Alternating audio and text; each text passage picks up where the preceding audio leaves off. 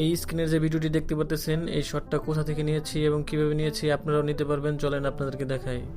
তো আপনারা সবাই চলে আসবেন এই মেঘের ছায়া রোড দিয়ে হাঁটতে হাঁটতে আসার পরে বটতলা থেকে হাতের ডাইন দিকে একটি রাস্তা গিয়েছে কাতলাখালী নদীর পার, এদিকে সোজা হাঁটবেন। এখন পানি আপনারা চাইলে পানি দিয়েও যেতে পারবেন, অল্প একটু পানি। আর যদি চান যে না আপনারা পানি দিয়ে যাবেন না, তাহলে ওই সাইডে নৌকা পাওয়া যায়। তো আমি নৌকার ভিডিওগুলো করিনি, তার জন্য নৌকা দিয়ে যাইনি, পানি দিয়ে গেছি। তো পানির মোটামুটি ভালোই স্রোত। আর এগুলো হলো পচা ডাইংয়ের পানি। আমি চাইলে কিন্তু নৌকা দিয়ে আসতে পারতাম, কিন্তু নৌকা দিয়ে আসি নাই। নৌকা দিয়ে আসতে দেরি হয়ে যাবে, তার জন্য নৌকা দিয়ে আসি নাই। তো হাঁটতে হাঁটতে প্রায় এসে পড়েছি। আজকের আবহাওয়াটা অনেক সুন্দর, অনেক স্রোত। তো এসে পড়েছি ওই জায়গা থেকে আমি এসে পড়েছি, আমি যাচ্ছি সোজা।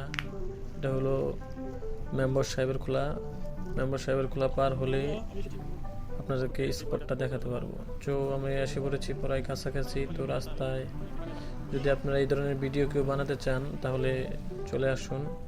তো এই ভিডিওটা নিতে আমার খুব কষ্ট হয়েছে। তো ফাইনালি আমি প্রায় যেখান থেকে শ্যুট নেব তার কাছাকাছি এসে পড়েছি।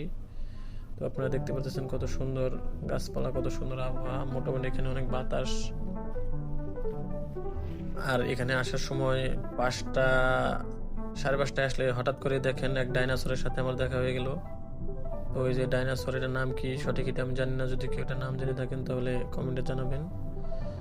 তো এসে পড়েছি আমাদের স্পটে আসার পরে আমার এক পরিচিত কাকাকে বললাম তুমি দাঁড়াও, তোমার এখান থেকে একটা শট নিব, দেখি কিরকম দেখা যায়। তো ফাইনালি এখন আমাদের এই শ্যুট নেওয়ার পালা।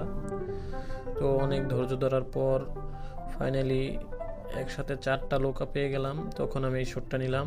তো আপনারা যদি এই শ্যুটটা নিতে চান তাহলে চলে আসবেন এই জায়গায় আসলে আপনি এই শটটা নিতে পারবেন, কিন্তু আসতে হবে 5টার দিকে আসলে কিছুক্ষণ সময় ওয়েট করলে তারপরে আপনি এই শ্যুটটা নিতে পারবেন। সবাই ভালো থাকবেন আর কমেন্টে জানাবেন এই ভিডিওটা কেমন হয়েছে। নেক্সট ভিডিও আরো সুন্দর হবে ইনশাল্লাহ। ধন্যবাদ সবাইকে, সবাই ভালো থাকবেন।